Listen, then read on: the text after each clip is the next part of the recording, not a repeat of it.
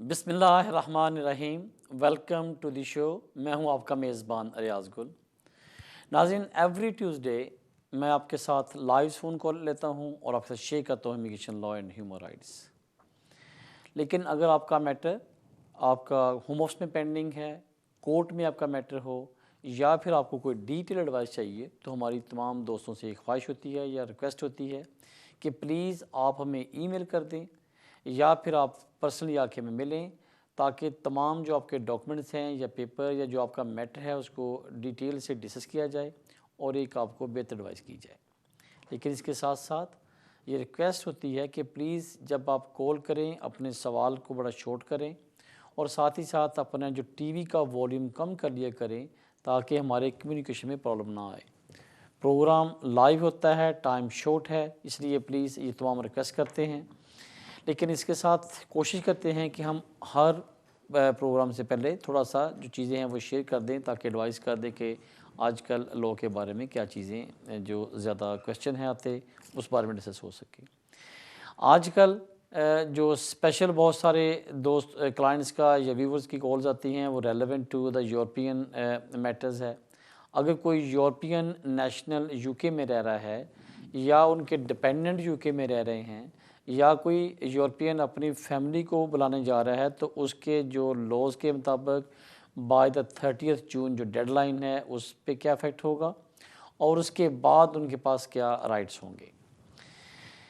एक बात again and again हमने रिपीट की है, वो क्लियर है कि जिन लोगों को जो कि यूरोपियन नेशनल हैं या उनके डिपेंडेंट हैं और अगर उनको यूके में रहते हुए वीज़ा मिला है 5 साल का under the European scheme which is pre settlement और सेटलमेंट, तो उनको अब दोबारा अप्लाई करने की ज़रूरत नहीं है।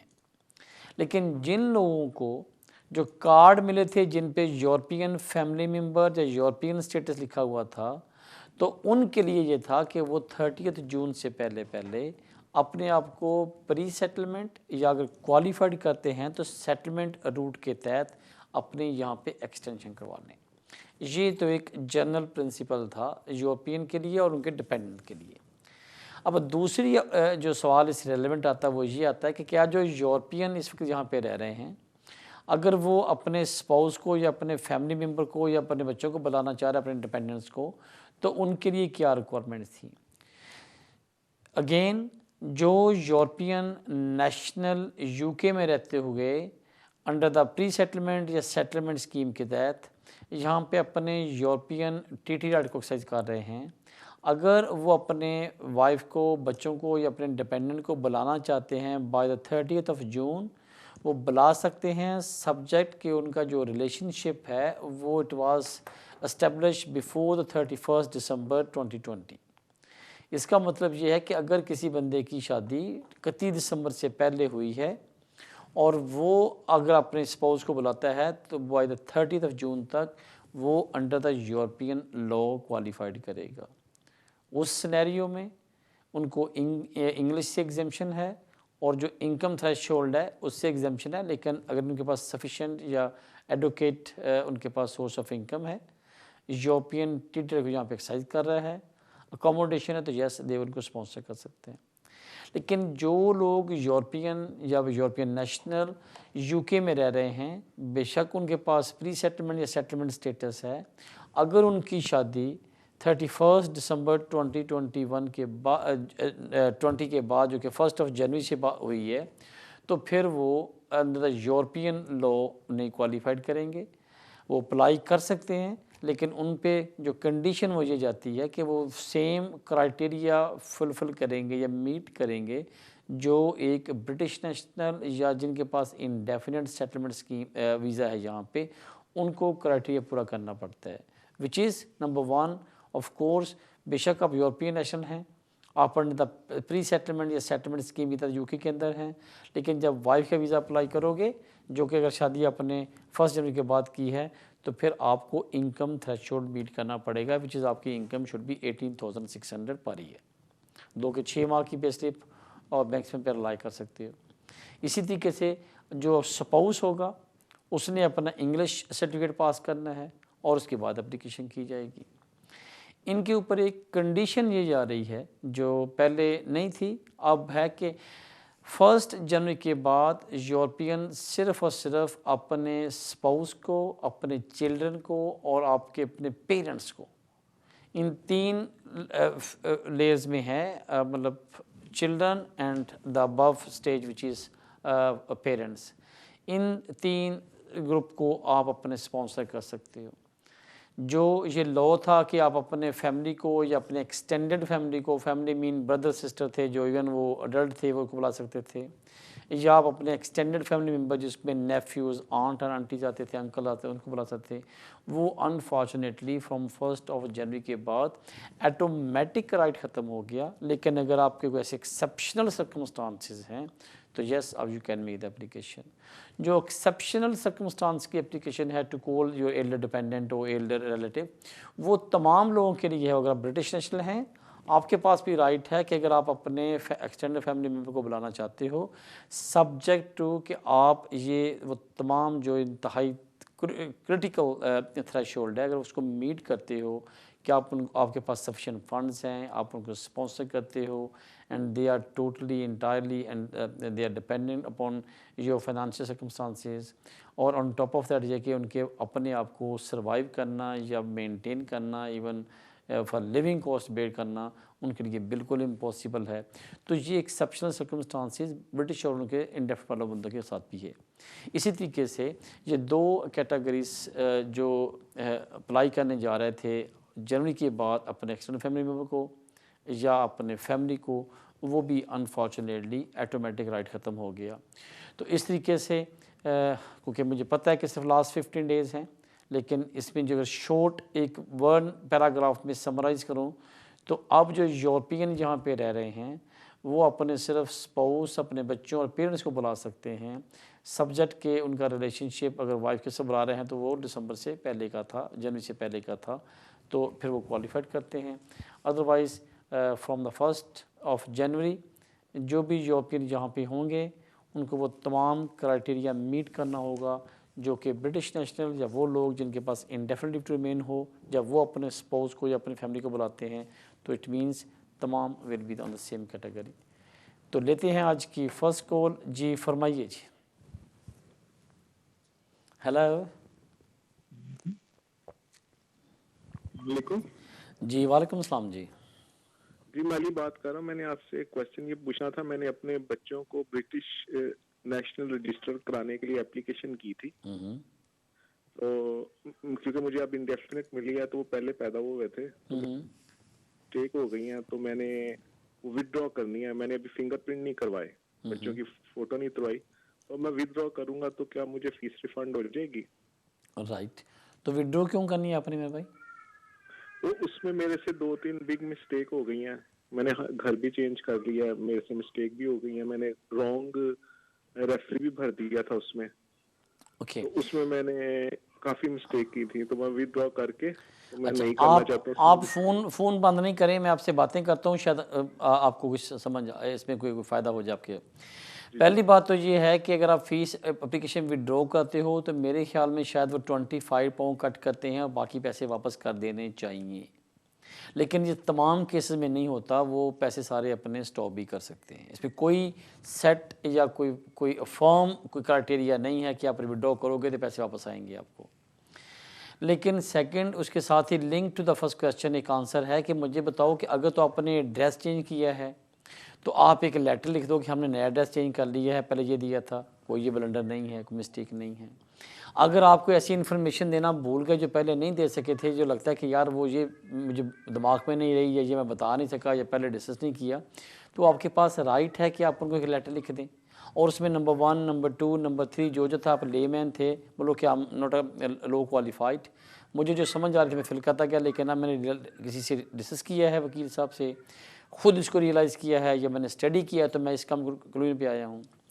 थर्ड ये आता है कि आपने जो रेफरी किया था, रेफरी पे एक कंडीशन होती है कि आपका इमीडिएट फैमिली मेम्बर जो कि भाई, सिस्टर या सेम हाउस होल्ड या आपके एम्प्लॉयर या वो नहीं हो सकता जो जहाँ पे आप इकट्ठे काम करते हो।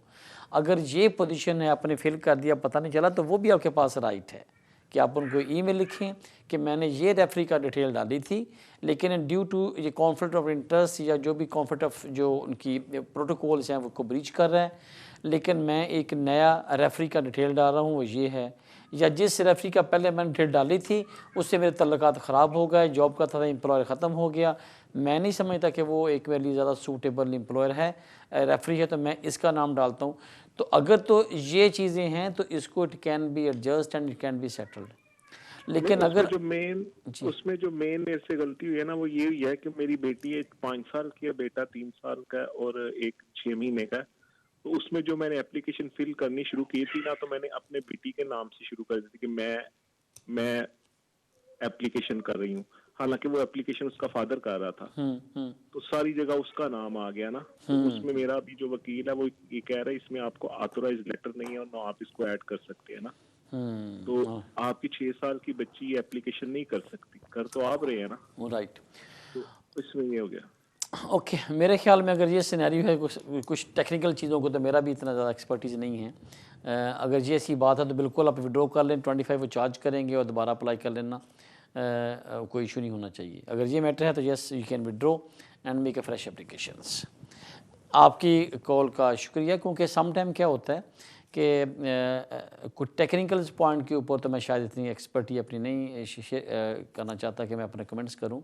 उसमें फिर जो अगर आपका कोई वकील साहब हैं तो फिर आइडियली आप उनकी बात को प्लीज़ लिसन करें, कंसिडर करें, क्योंकि वो आपके केस को क्लोजली डील कर रहा है या उसको ज़्यादा अवेयरनेस है कि आपका केस या इसमें क्या जो मिस्टेक हो चुकी हैं, क्या ये एडजस्टेबल हैं या ये अनफॉर्चुनेटली अगर आपकी एप्लीकेशन को परसूड करोगे या ये प्रोसीड करेंगे इसके ऊपर तो अनफॉर्चुनेटली वो नेगेटिव इम्पैक्ट आ सकता है। तो इसलिए please follow your solicitor advice.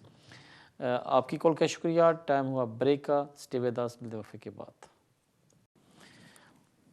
Welcome back after the break. लेते हैं कॉल, जी फरमाइए। अस्सलाम वालेकुम। जी वालेकुम सलाम जी। साहब मेरे दो सवाल हैं। जी प्लीज़ पूछे मेरे भाई। एक तो हाँ जी, एक तो मेरे वाइफ का वीजा एक्सटेंशन अप्लाई करनी है। राइट। तो उसमें जब हम अप्लाई करते हैं तो वो कितना टाइम लगता है, ओके, वो पूछना है। और एक हमारी जो इनकम है वो हमने वो सेविंग पे के बेसिस पे हमने जो अप्लाई किया हुआ है, तो वो जो हमने सेविंग रखी हुई है वो हम कितने टाइम के बाद यूज कर सकते हैं। जैसे हमने एप्लीकेशन कर दी है, सितंबर में उसका वीजा ड्यू है, ठीक, तो सितंबर में हमने एप्लीकेशन कर दी, उसके बाद हम कितनी टाइम तक उस पैसे को मतलब निकाल सकते हैं। जैसे हमने अगर अपने ओके मैं समझ लगी। और सवाल क्या आपका?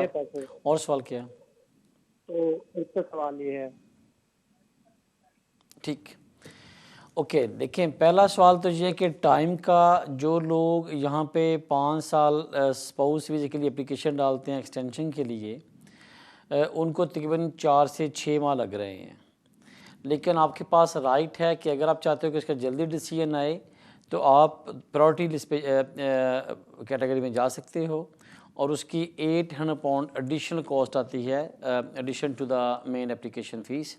जो होम ऑफिस की फ़ीस है, IHS की फ़ीस है, प्लस आप एडिशनल 6 या £800 अगर पे करते हो, आई थिंक £800, तो आपको फिर मतलब क्विक रिस्पॉन्ड आता है। उसमें उन्होंने टाइम बताया हुआ कि अगर आपने प्रायोरिटी बेस पे जाना है, प्रीमियम पे जाना है या आपने स्टैंडर्ड बेस पे जाना है। नंबर 1 तो ये हो गया। लेकिन अगर आप जाते हो स्टैंडर्ड बेस पे तो कम से कम 4 से 6 में मेडिसिन आ रहा है। अब दूसरा सवाल ये था कि जो फंडिंग है या जो सेविंग जिस पे आप रिलाई करते हो एप्लीकेशन कर रहे हैं to meet the criteria of the income threshold, कि वो कब इस्तेमाल कर सकते हो। पहली बात, जब आप ये कहते हो कि मैंने 2 कैटेगरीज होती हैं, या आप अपनी इनकम पे रिलाई करते हो कि मेरी इनकम 18,600 है, या ऑन द अदर हैंड जितना उसमें शॉर्टफॉल होता है उसको, या अगर आपने टोटली आपने सेविंग पे भी करना है तो फिर आपको 62,500 पाउंड बनती है, जो कि 6 माह का कम से कम होनी है। The day you make the application you need to establish you have a saving more than 6 month in your own account. ये आपने अटैच करना है अलॉन्ग विद एप्लीकेशंस। लेकिन जब तक आपकी एप्लीकेशन का डिसीजन नहीं आता, अगर आप उसको मूव करते हो या आप उसको इस्तेमाल करते हो या कहीं कोई इन्वेस्टमेंट करते हो और वैसे पैसे निकालते हो, तो अनफॉर्चुनेटली इसका मतलब ये हुआ कि जो आपका जो कंडीशन थी या क्राइटेरिया था वो आप मीट नहीं कर रहे। पॉसिबल है कि जो केस वर्कर बिल्कुल लास्ट मिनट में सर्च मारे पता चले कि आपके अकाउंट में पैसे नहीं हैं। So it means you can't make the argument in the court in future कि the day I made the application I establish and give the proof for the 6 month saving in my own account which is not relevant। ये आपका जो case ये था कि मेरे पास sufficient funds हैं, अगर मुझे अगले कुछ अरसा जॉब नहीं भी मिलती तो I have sufficient funds in my personal account as a saving which I can use without going to recourse to public fund. तो अगर ये सिचुएशन है कि पैसे अपने इस्तेमाल कर लिए और आपकी पेंडिंग एप्लीकेशन में, तो फिर वो आपको अफेक्ट करेगा। इसलिए स्ट्रांगली आपको कभी भी जब तक डिसीजन नहीं आता वो पैसे वहाँ पे आपके रहने चाहिए। Don't make investment anywheres. Thank you, आपकी कॉल का शुक्रिया। लेते हैं नेक्स्ट कॉल। जी फरमाइए। Thank you. हेलो अस्सलाम वालेकुम। जी वालेकुम अस्सलाम जी। रियाज सर। जी मेरे भाई आप लाइव हैं, बोल रहे हैं, सवाल क्या आपका? जी लगता है कॉल ड्रॉप हो गई जी। लेते हैं नेक्स्ट कॉल। जी फरमाइए। Hello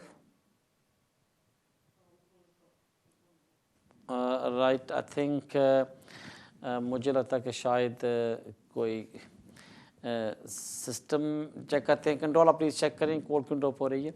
right, mean time let me to go back again. जो लास्ट क्वेश्चन था, जो भाई साहब का भी क्वेश्चन ये था कि मैं अगर मेरे पास सेविंग है और मैं अपने सेविंग पे रिलाई करते हुए 6 मंथ की या जो भी एक सर्टन टाइम है उस पर मैं अगर एप्लीकेशन डालता हूँ, वेदर इनिशियल एप्लीकेशन, एक्सटेंशन या इंडेफिनेट, तो मुझे फ़ंड क्या अगर मैं कहीं यूज़ कर लेता हूँ, कहीं इन्वेस्टमेंट कर लेता हूँ और वो जो एक सफिशेंट सर्टेन अमाउंट है विच इज़ 62,500, अगर उनसे कम हो जाए तो क्या मेरी एप्लीकेशन पे असर तो नहीं पड़ेगा? अगेन जब तक डिसीजन नहीं आए आपको बिल्कुल ये जो आपके पास सेविंग है उसको आप कहीं पे भी इन्वेस्टमेंट या कहीं इस्तेमाल नहीं कर सकते। लेते हैं नेक्स्ट कॉल। जी फरमाइए। हेलो अस्सलाम वालेकुम। जी वालेकुम अस्सलाम जी। जी मैं सिस्टर के बारे में एक्सटेंशन है। उसका हस्बैंड है जो कोरोना की वजह से काम नहीं किया है, तो उसको 5 साल के रूट में डालेंगे या 10 साल के रूट में? वेजेस पूरी करनी पड़ेगी 18,600 या नहीं? ओके, और आपकी एक्सटेंशन कब है मेरे भाई? जी आपकी एक्सटेंशन कब है? नेक्स्ट मंथ में। ओके, एक काम आप कर सकते हैं, मुझे नेक्स्ट वीक रिकॉल, अगर मैं कोशिश करता हूँ कि नेक्स्ट वीक आके मैं शायद टीवी बताऊँगा, लेकिन अगर आप कंट्रोल पे अपनी डिटेल छोड़े तो मैं शायद आपको फ़ोन पे बाद में बता दूँ। अच्छा, लॉ ये है कि आपने जब भी एक्सटेंशन अप्लाई करनी है तो आपका जो इनकम थ्रेशोल्ड है वो 18,600 होना चाहिए। अगर उसमें कोई शॉर्ट फॉल है तो उसको आप मल्टीप्लाई 2 से करें, 2.5 से करेंगे प्लस 16,000, वो आपके पास अगर सेविंग हो और प्लस आपके इनकम हो, दोनों को मिला के भी काम चल जाएगा। लेकिन ड्यू टू पेंडेमिक या ये कोरोना वायरस की वजह से गवर्नमेंट ने ये कहा था कि अगर लोगों का ड्यू टू द इस पेंडेमिक की वजह से which is they set the date from the March 2020 से लेके मई 2021 तक, अगर किसी लोगों की इनकम कम हो गई ड्यू टू द पेंडेमिक और उसकी जो एप्लीकेशन करते वक्त वो अपने मार्च से पहले के जो भी 6 महीने बनते हैं या साल बनता है, अगर उस वक्त उसने काम किया था और उसकी इनकम इतनी थी तो वो उस पर रिलाई करते हुए अपनी एक्सटेंशन अप्लाई कर सकता है। तो फिर आपको 5 साल के रूट के तहत वीज़ा मिलेगा, ना कि 10 रुपये डाला जाएगा। ये मई क्लियर था। Sorry, I am not want to give any wrong advice. मैं चेक करता हूँ कि अभी इस डेट को उन्होंने एक्सटेंड किया है क्योंकि जून अभी तक लॉकडाउन में जा रहा है। अगर तो हुआ तो फिर आप भी देख लें। अगर तो आपकी जो इनकम है वो मार्च 2020 से पहले 1 साल या पूरे मार्च तक जो 6 महीने पुराने बनते थे उस वक्त आपकी इनकम पूरी कर रहे थे, तो आप उन 6 महीनों की बैंक स्टेटमेंट और वेज स्लिप लगा के आप रिलाई कर सकते हो कि मेरी बिफोर द पेंडेमिक वो जो 6 महीने बनते हैं उसमें मेरी इनकम पूरी थी। या अगर 12 साल के क्राइटेरिया में जाते हो तो 12 महीने की उन इनकम को और उसके सोर्स ऑफ इनकम और proof of income. Source of income mean आपकी pay slips and the proof of income जो मनी थी जो आप क्लेम कर रहे हैं वो आपके बैंक में ट्रांसफ़र हुए। इन दोनों पे रिलाई करते हुए आप अपनी एक्सटेंस पे जा सकते हो। अगर तो ये सिनेरियो बन जाए तो आप कर सकते हो, वरना अदरवाइज़ अनफॉर्चुनेटली अगर दोनों सूरतों में आप कैटेगरी में फॉल ना करते हुए तो फिर ऑफ कोर्स होम ऑफिस कहता है कि हम आपके रिलेशनशिप को, आपके तमाम चीज़ों को कंसिडर करते हैं, या आपके जो यहाँ पे एक्सेप्शनल सर्कमस्टांस जो टाइज़ हैं फैमिलीज़ एंड जो सोशल, उनको कंसिडर करते हुए आपको 2.5 साल के 5 साल के रूट की बजाय 10 साल के रूट में डाल देंगे। Again wish you good luck, लेकिन मैं पूरी कोशिश करूँगा कि आपको चेक कर लूँ, लेकिन वरना अदरवाइज़ नेक्स्ट वीक मैं लाइव इस पर डिस्कस करूँगा। और फिर अगरवाइज इसमें ये आपको एडवाइस होगी कि आप किसी और वकील से या किसी से जाके मिल के डिस्कस भी कर लें, ताकि आपको ये थोड़ी सी और क्लैरिटी हो जाए। आपकी कॉल का शुक्रिया, लेते हैं नेक्स्ट कॉल। जी फरमाइए। हेलो अस्सलाम वालेकुम रियाज साहब, क्या हाल है? ठीक हो जी, अल्लाह का शुक्र मेरे भाई, कैसे हैं आप? अल्हम्दुलिल्लाह ठीक है सर। तुसां कोलों मैं पहला ये एडवाइस लाई सी, राइट, दोबारा मैं कॉल करन लग्या। थैंक यू वेरी मच तुसां दा कि जेड़ा तुसां एडवाइस कीती सी। वेलकम जी। मैं 10 साल दी जेड़ा ना बेस पर मैनू वीज़ा मिलिया सी, तो मैं एक्सटेंशन अप्लाई कीती सी अपनी। ਉਹਦੇ ਦੌਰਾਨ ਹੀ ਮੇਰੇ 10 ਸਾਲ ਪੂਰੇ ਹੋ ਗਏ ਸਨ, ਤਾਂ ਮੈਂ ਐਪਲੀਕੇਸ਼ਨ ਨੂੰ ਵੈਰੀ ਕਰ ਲਿਆ ਸੀ। वेरी गुड, अच्छा किया। ਹੁਣ ਉਹਨਾਂ ਨੂੰ ਜਿਹੜਾ IHS ਉਹਨਾਂ ਮੈਨੂੰ ਰੀਫੰਡ ਕਰ ਦਿੱਤਾ, ਲੇਕਿਨ ਦੂਸਰੀ ਐਪਲੀਕੇਸ਼ਨ ਫੀਸ ਜਿਹੜੀ ਹੈ ਉਹ ਵਾਪਸ ਨਹੀਂ ਆਈ। ਤਾਂ ਦੂਸਰਾ ਇਹ ਪੁੱਛਣਾ ਸੀ ਕਿ ਮੈਂ ਐਪਲੀਕੇਸ਼ਨ ਵਿਦਡਰਾ ਕਰਨੇ ਤੋਂ ਪਹਿਲਾਂ ਮੈਂ ਆਪਣੀ ਦੂਸਰੀ ਜਿਹੜੀ ਐਪਲੀਕੇਸ਼ਨ ਜਿਹੜੀ ਹੈ ਨਾ 10 ਸਾਲ ਦੀ ਜਿਹੜੀ ਲੌਂਗ ਰੈਜ਼ੀਡੈਂਸ ਜਿਹੜੀ ਮੈਂ ਪਾਈ ਐਪਲੀਕੇਸ਼ਨ, ਉਹ यानी कि उस तो बाद पाई है, तो फिर मैं दुआ खत्म किया। इधर 3C मेरी जी है ना कंटिन्यू है, ब्रेक तो नहीं हुई। ये मेरे 2 question son. Thank you very much. Alright, okay. अब देखें, जब वो फ़ी वाला मामला है, आपका IHS वापस आ गया और आपने जो फ़ीस पे की थी वो उन्होंने शायद एडजस्ट कर दी होगी, वरना आपने अच्छा किया कि आपने तमाम पूरी फ़ीस पे कर दी है। तो आप उनको लेटर लिख रहे हैं कि मैंने वेरिएशन ऑफ एप्लीकेशन किया है और उसकी जो अप्रोप्रिएट फ़ी थी मैंने पे कर दी, और प्लीज़ मुझे जो इनिशियल मेरी एप्लीकेशन की उसकी जो पेमेंट है मुझे रिफ़ंड कर दें, वो आपको मिल जानी चाहिए। Apart from they may be they will just reduce या उसमें डिडक्ट करेंगे समथिंग वो 25 पाउंड फॉर एडमिन कॉस्ट। अब मोस्टली होता है कि अगर आप सेम टाइम करते हो तो वो कह सकते हो कि ये पैसे मेरे एडजस्ट कर लें, प्लस जो रिमेनिंग है या उसमें जो शॉर्टफॉल है मैं पे कर देता हूँ। लेकिन अगर आपने पूरे पे कर दिए तो जो पहली एप्लीकेशन उसको की थी उसके 1100 पाउंड था शायद, वो उनमें से 25 पाउंड करके वापस आपको मिल जाएंगे। अब दूसरा सवाल, ये 3C आपकी लाइव है कि नहीं? हमेशा अगर आप पेंडिंग एप्लीकेशन के अंदर एक नई एप्लीकेशन कर देते हो और पहली बार को विड्रॉ करते हो तो फिर यस ऑफ कोर्स आपकी 3C लाइव है। इन केस जो आपने मुझे बताया कि आपकी एक्सटेंशन आपने अप्लाई की थी 10 साल के रूट के अंदर, लेकिन सेम टाइम आपके 10 साल पूरे हो गए थे और आपने बजाय इसके उसका वेट करने के, क्योंकि 10 साल का टाइम पूरा हो गया, आपने अपनी लॉन्ग रेजिडेंस अप्लाई कर दी है। तो आई बिलीव कि आपकी जो 3C है वो लाइव है, और ऑन द बेस ऑफ कि आपके 10 साल इन डिफरेंट कैटेगरीज़ के अंदर आपने पूरे रहते हुए, लेकिन लीगली यहाँ पे रहते हुए पूरे कर लिए, yes you are entitle to get the indefinite leave to remain. हम प्रीटी श्योर कि ये ऐसे ही होगा, क्योंकि जो हमें बता रहे हो हम उसी पर रिलाई करते हुए एडवाइस कर रहे हैं। अगर कहीं पे भी गैप नहीं आया तो हमेशा अपने प्रायर टू एक्सपायर जो leave you made fresh application और या एक्सटेंशन एप्लीकेशन, तो मेरे ख्याल में फिर किसी किस्म का आपको इशू नहीं आना चाहिए। और यस 3C इस हालात में बिल्कुल एग्जिस्ट करती है और आपका जो लॉन्ग रेजिडेंसी आप क्वालिफाइड करते हैं to make the application for the settlement. आपकी कॉल का शुक्रिया, लेते हैं नेक्स्ट कॉल। जी फरमाइए। जी अस्सलाम वालेकुम रियाज कुल साहब, कैसे हैं आप? ठीक है, अल्लाह का शुक्र। वालेकुम सलाम, कैसे हैं आप? जी जी सर, मुझे आपसे 2 क्वेश्चन करने थे। फर्स्ट ऑफ के मेरे मेरे अम्मी अब्बू हैं पाकिस्तान में और उनका 5 ईयर का वीज़ा लगा हुआ है UK का, राइट, और उनका वीज़ा जो है वो इस दिसंबर में फिनिश हो जाएगा ये। ओके। तो क्या वो ट्रैवल कर सकते हैं दिसंबर तक? और सेकंड ये कि क्या वो अभी आ सकते हैं? दिसंबर में उनका विजिट वीज़ा है, दिसंबर तक है उनका? जी दिसंबर तक है, और 5 ईयर का उनका वीज़ा था ठीक और ठीक, उसमें वो 3-4 टाइम आ चुके हैं, बट अभी दिसंबर में उनका वीज़ा फिनिश होना है। तो क्या वो दिसंबर से पहले पहले आ सकते हैं यहाँ पे? ओके। I mean, और अगर 6 मंथ से कम हो रह गया वीज़ा कोई तो उसमें वो ट्रैवल कर सकते हैं? कोई और क्वेश्चन आपका बेटा? जी, और इसके अलावा ये है कि मेरा BRP था, न्यू बना है और वो थैंक गॉड कि मुझे मिल गया मेरा BRP। तो जो मेरा जो ओल्ड BRP है उसका मुझे क्या करना चाहिए? ठीक। Right, thank you. No problem madam. Okay, पहले तो बीआरपी की बात कर लें। जो बीआरपी कार्ड है आपका, अगर आपका आपने अप्लाई किया था तो वो पहले वाला जो बीआरपी कार्ड है उसको होल्ड कर लेते हैं, नया इशू कर देते हैं।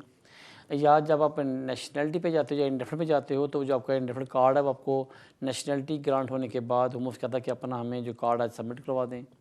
इसी तरीके में अगर आपको कोई उन्होंने भी इंडक्शन दी या कोई आपको डायरेक्शन नहीं आई तो तब भी अगर आपके पास नया बीआरपी कार्ड आ गया तो जो पुराने वाला कार्ड है वो जो कार्ड के साथ एक लेटर है उसमें उसके एड्रेस लिखा होगा, उस पर अपना पुराना बीआरपी कार्ड उनको सेंड कर दें और बता दें कि जी मेरे पास नया मिल गया है, ये कार्ड हम just sendering and then you can keep, वो जो मर्जी करें, डिस्ट्रॉय करें, शेड करें, वो let the home office decide.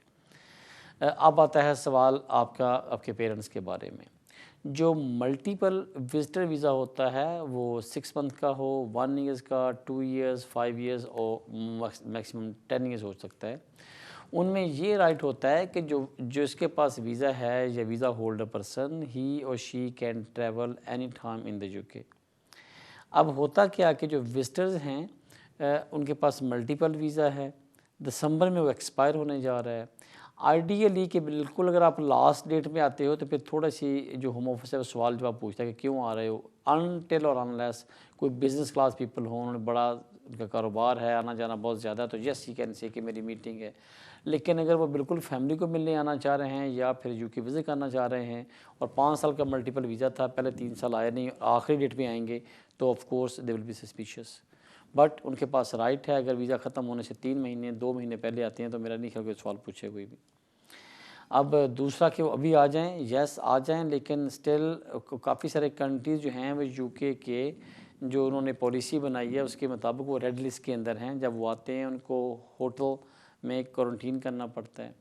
आप देख लें, अगर तो कोई वेरी अर्जेंट उनका विज़िट बनता है तो बिल्कुल आ जाएं, लेकिन काफ़ी सारे लोगों की जो कंप्लेंट हैं कि वो वहाँ पे एक कंफर्टेबल अकोमोडेशन नहीं है या अच्छा एक स्टैंडर्ड का फूड नहीं है, तो वो चीज़ों को जस्ट कीप इन माइंड। अगर आप समझते हो फिर भी आना तो आ जाएं, लेकिन आइडियली मेरे ख्याल में अगर आप वेट कर लें, लेट्स से बाय द जुलाई और अगस्त में शायद हालात अच्छे हो जाएं तब आ जाएं।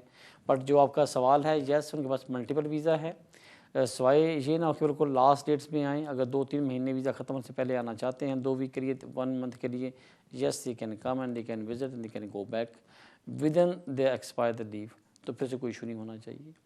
आपकी कॉल का शुक्रिया, लेते हैं नेक्स्ट कॉल। जी फरमाइए। Nazim control in section for the break, stay with us, मिलते हैं वफ़े के बाद।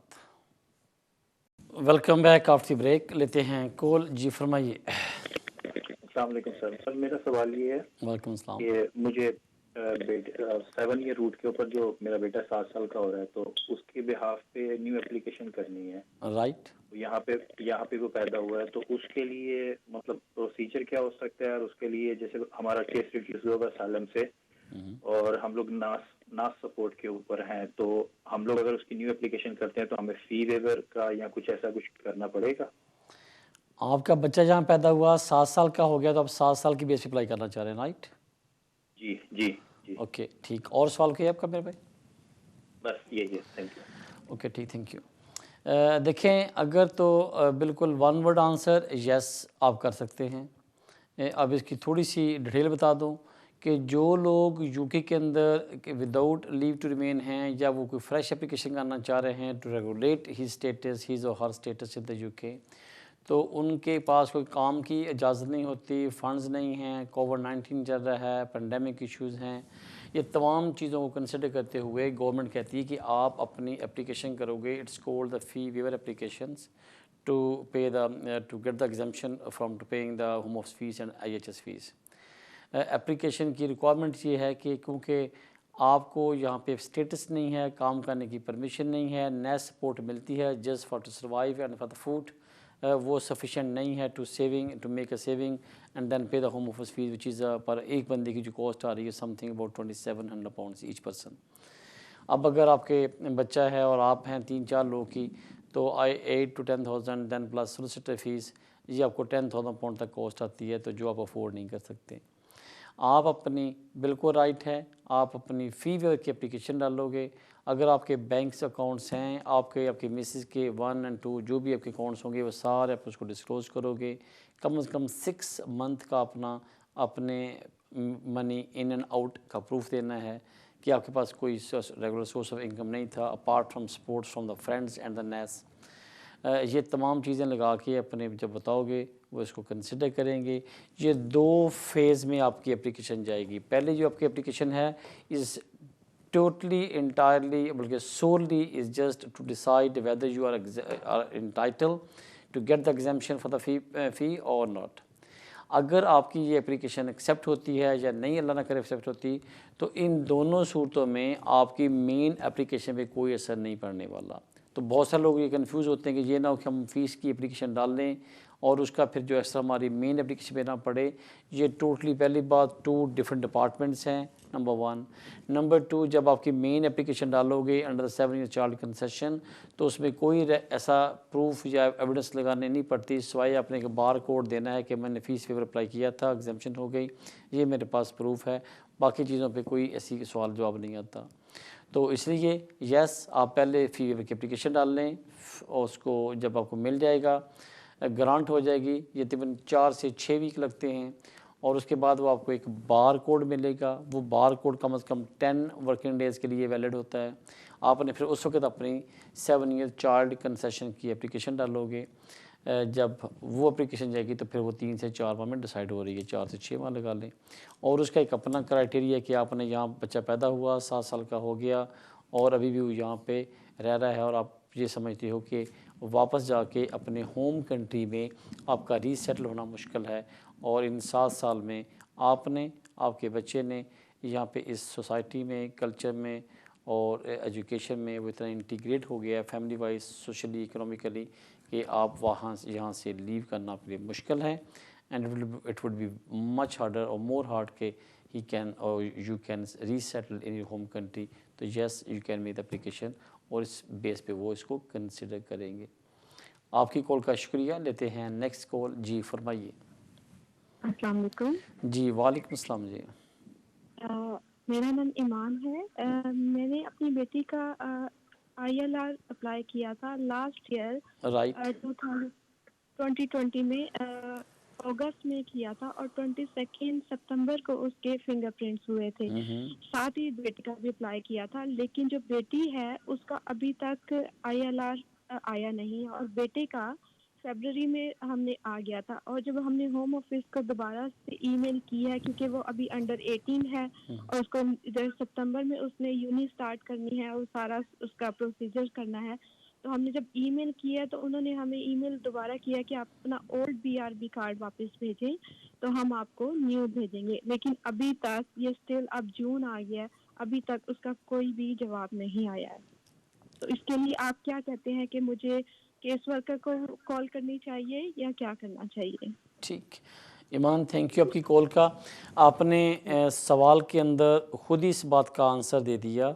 जो लेटर आपको आया था जिस पे मांगा था कि please could you submit your previous या old BRP card and then we can issue the new card, तो उसके एंड पे देखेंगे तो केस वर्कर का नाम होगा और फ्रंट पे देखोगे तो टॉप पे फ़ोन नंबर होगा और इसी तरीके से एंड लेटर के एंड पे वो जिस डिपार्टमेंट से आया है उनकी डिटेल्स और कहीं ना कहीं ईमेल एड्रेस भी लाजमी होएगा। अब आपके पास दोनों ऑप्शंस हैं। उस लेटर की कॉपी करें, उसी एड्रेस पे लेटर लिखें कि we made the application on this date and then we receive the further information या letter which was issued from your department on this date, please see attach the copy, and we submitted our previous BRP card to the Home Office and since then we are waiting your response. Could you please respond us immediately due to our child is going to be 18 in September and he or she start the uni, so they're asking for the verifications of the status. तो ये अगर चीज़ें आप उनको लिख के भेजते हैं, लेटर कर दें, ईमेल कर दें, दोनों ऑप्शंस हैं। थर्ड फ़ोन है, फ़ोन के जरिए कर लें, क्योंकि ये मैटर अब 6 मंथ से ज़्यादा हो गया। अगर दोनों सूरतों में या आप समझते हो कि वाकई अब आपका जो मैटर है, मैं अंडरस्टैंड कर रहा हूँ due to the childrens education कि ये बड़ा क्रूशल स्टेज पे हैं आप, तो आपके पास ये भी राइट है कि आप लोकल MP के पास जाएं, बताएं कि मतलब पॉसिबल है कि हम इसको ज़्यादा अभी परसू ना करते या इतना इस पर रश ना करते, लेकिन ड्यू टू अब उनका सितंबर में क्वालिफ़िकेशन है, एजुकेशन सॉरी स्टार्ट होनी है यूनिवर्सिटी, तो हमें इसमें थोड़ा सा प्लीज़ इसको स्पीड अप करवा दें। तो ऑफ कोर्स जब एमपी की तरफ से लेटर जाएगा तो होम ऑफिसर को 14 डेज़ के अंदर रिस्पॉन्ड करेगा। पहले खुद अपनी ट्राई करें ताकि एमपी के पास जाएं तो कम से कम एक आप सफिशिएंट एविडेंस दे सको कि हाँ we been waiting for last 8 month 9 month and then we make our best के उनसे रिस्पॉन्ड ले सकें। अब फाइनली आपके पास आएँ तो प्लीज़ इसको थोड़ा सा हमारी हेल्प करें।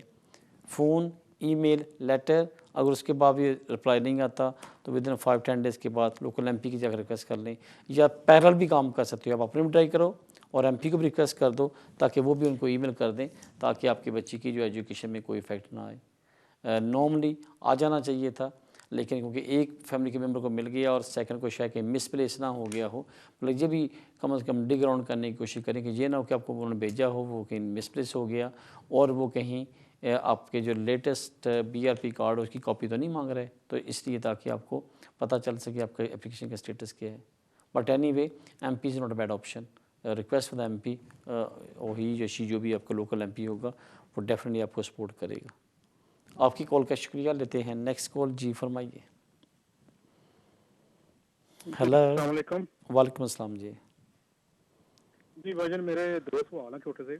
जी मेरे भाई एक तो कुछ ये है कि मेरा बेटा जो ना इधर का पैदाइश है और 10 ईयर का हो गया, तो अभी जो सुना था कि ब्रिटिश पासपोर्ट की फीस इन्होंने माफ की है, तो वो पता करना था वो वाकई माफ है या नहीं है। ओके। और दूसरा सवाल था ये था कि मैं इधर 7 ईयर की बेस पे वीजा लिया था और मेरी बेटी जो थी ना जिसकी बेस पे ली है वो जब लंदन में आई थी ना तो उसकी उम्र थी 7 से 8 मंथ, तो अभी वो अबाउट 13 ईयर की हो गई है, तो उसका हम कोई अपना एज है कि ब्रिटिश पासपोर्ट अप्लाई कर सकते हैं। ठीक। ओके, पहला जो आपका सवाल था कि मुझे कुछ सुना नहीं कि अभी तक किसी का ब्रिटिश पासपोर्ट की एप्लीकेशन फ़ीस माफ़ हुई है, शायद मुझे मेरे नॉलेज में नहीं है। जो मैं देख रहा हूँ जो लोग भी ब्रिटिश पासपोर्ट अप्लाई कर रहे हैं उनको फ़ीस पे करनी पड़ रही है।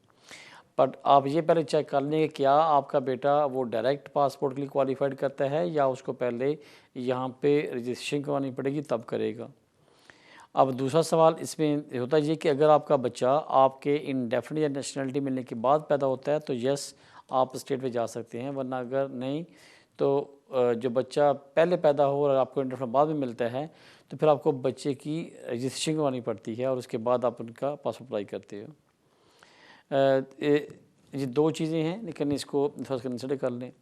सेकंड, आपने ये बोला कि अगर आपकी कोई बेटा या बेटी 6 माह की थी या 8 माह की थी जब यूके में आए और उसके बाद यहाँ पे 13 इसकी हो गई है, तो लॉ ये कहता है बच्चा यूके में पैदा हो 10 साल का हो जाए या अगर फ़ॉरेन से आता है तो फिर 10 साल गुजारने पे नहीं है, 10 साल लीगली यूके में रहने के बाद वो कर सकता है। अब आपके साथ क्या हुआ कि आप जब आए थे उस बच्चे की एज 8 महीने 9 महीने जो भी थे आपने बोला थी, लेस देन 1 ईयर।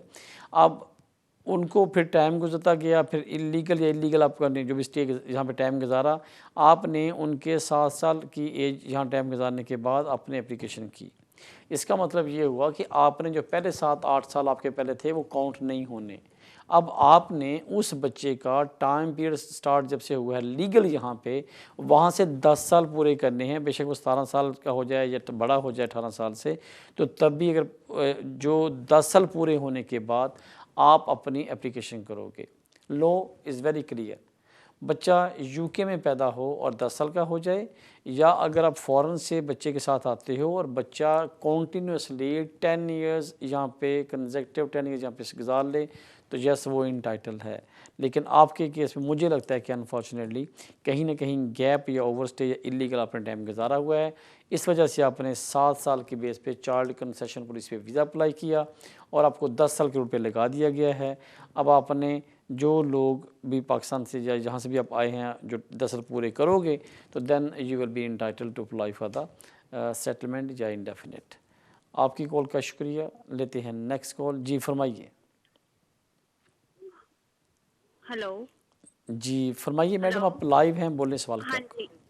हाँ जी सर, मैं पूछना चाहती हूँ सर, मेरा 10 अक्टूबर को वीज़ा एक्सपायर है एक्सटेंशन का, तो मैं कितने दिन पहले एप्लीकेशन कर सकती हूँ। ओके, कौन सी और एप्लीकेशन करनी है अपने एक्सटेंशन की मैडम? स्पाउस वीज़ा, हाँ जी। Right, okay. और सेकंड क्वेश्चन मेरा ये है कि भाई मुझे जवाब जल्दी चाहिए उनका एक्सटेंशन का, तो मैं अभी एप्लीकेशन करूंगी तो कितनी उसकी एक्स्ट्रा फीस है, ठीक, जो कोई आंसर हमको वो दें, मतलब रिप्लाई करें। ठीक। पहला सवाल आपका, आप स्पाउस वीज़े पे हैं, 2.5 साल आपने गुजार लिए, एक्सटेंशन अप्लाई करने जा रही हो, तो वीज़ा एक्सपायर होने से 28 डेज़, लेस दैन 28 डेज़, 26 लगा लें, 27, 25, मतलब वीज़ा ख़त्म होने से एक दिन पहले से लेके 28 डेज़ तक आप जब भी चाहें एप्लीकेशन कर सकते हैं। वीज़ा एक्सपायर होने से 28 days before the expire of the leave आप एप्लीकेशन कर सकते हैं। सेकंड सवाल था कि how we can make a fast track, इसके लिए एडिशनल £800 एडिशनल फ़ीस है। अगर आप उसकी एडिशनल फ़ीस पे करते हो तो आपका फास्ट ट्रैक में केस डिसाइड हो रहा है। मैं शायद ये कभी कैलकुलेशन नहीं किया, मैं चेक करता हूँ कि कोशिश करूँगा नेक्स्ट वीक इस पे मैं बात करूँगा। अगर आप प्रोग्राम देखेंगे या मैं पूरी मेरी ख्वाहिश है कि मैं इस पे आपको डिस्कस करूँ, या आप अपना नंबर ड्रॉप कर दें कंट्रोल को, तो बता सकते हैं कि अगर आप £800 पे करते हो तो आपको how fast you can get, मेरे ख्याल में शायद 4 वीक है, लेकिन फिर भी मैं चाहता हूँ कि कम से कम एक्यूरेट आंसर होना चाहिए। यस, नॉर्मल 6 माह लगते हैं, लेकिन फास्ट ट्रैक में जाने के लिए आपको एडिशनल फ़ीस पे करनी पड़ती है और आप उसको फास्ट ट्रैक में आपका डिसीजन आ सकता है इफ़ यू आर इंटरेस्टेड। आपकी कॉल का शुक्रिया, लेते हैं नेक्स्ट कॉल। जी फरमाइए। सॉरी, अभी ख्वाहिश थी काफ़ी सारी कॉलें लेते हैं, लेकिन कंट्रोल से बड़ी स्ट्रिक्ट इंस्ट्रक्शन के जो हमारा और आपका टाइम था वो इख्तिताम पजीर होता है। जिन्होंने हमें कॉल किया सर उनका शुक्रिया। अगेन नेक्स्ट वीक के लिए 2 चीज़ों का मुझे माइंड में है कि मैं बात करूँगा। एक जो 2 स्कॉलर्स थे उन्होंने सवाल पूछे, I will try my best, लेकिन उन दोनों को कंट्रोल का था नंबर ड्रॉप कर दें, उनको फ़ोन पे भी बताया जा सकता है, या कोशिश करेंगे हम लोग लाइव यहाँ पे डिस्कस करें। मुझे इजाज़त, अल्लाह हाफिज़।